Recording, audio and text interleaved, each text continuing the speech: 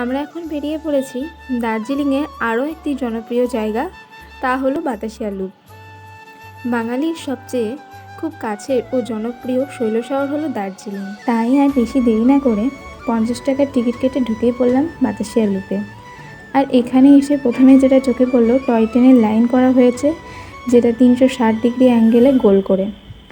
আর প্রতিটি ট্রেনই এখানে একটা চক্কর পাক খেয়ে ঘুরে যায়। এটাই নাকি এখানকার নিয়ম।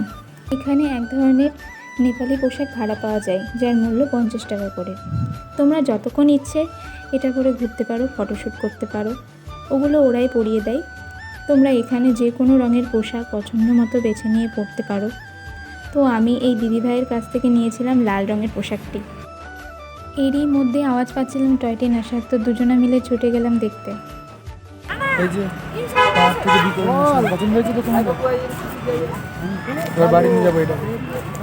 আর হ্যাঁ, বাতাসিয়া লুপ থেকে কাঞ্চনজঙ্ঘা বাইনোকুলার দিয়ে খুব ভালোভাবে দেখা যায়। আমরা যেহেতু খালি চোখে খুব ভালোভাবে কাঞ্চনজঙ্ঘাকে হোমস্টে থেকে দেখেছিলাম, তাই আর এখানে দেখিনি। আর এর টিকিট মূল্য ছিল 50 টাকা। এখানে লেখা রয়েছে আই লাভ দার্জিলিং। তো এখানে প্রচুর টুরিস্টরা এসে ফটোশ্যুট করছে। চারিদিকে মেঘ আর ঝাউবন, আর পাহাড়ে গায়ে গায়ে প্রচুর ঘরবাড়ি দেখা যাচ্ছে।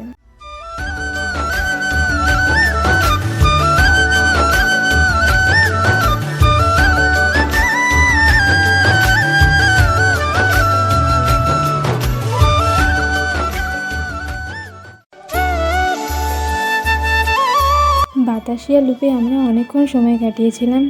তারপর অনেক ঘোরাঘুরি, ফটোশ্যুট, ভিডিও শ্যুট সমস্ত কিছুই করেছি, যেগুলো আমার ইনস্টাগ্রাম রিলসে গেলে তোমরা দেখতে পাবে। তো এরপর আমরা এখান থেকে এই নিচের রাস্তা দিয়ে বেরিয়ে যাব অন্য একটা ডেস্টিনেশনে। আমার ভিডিও যদি তোমাদের ভালো লেগে থাকে, তাহলে আমার চ্যানেলটিকে একটা সাবস্ক্রাইব করে দিও, তার সাথে সাথে একটা লাইক কমেন্ট করে দিও।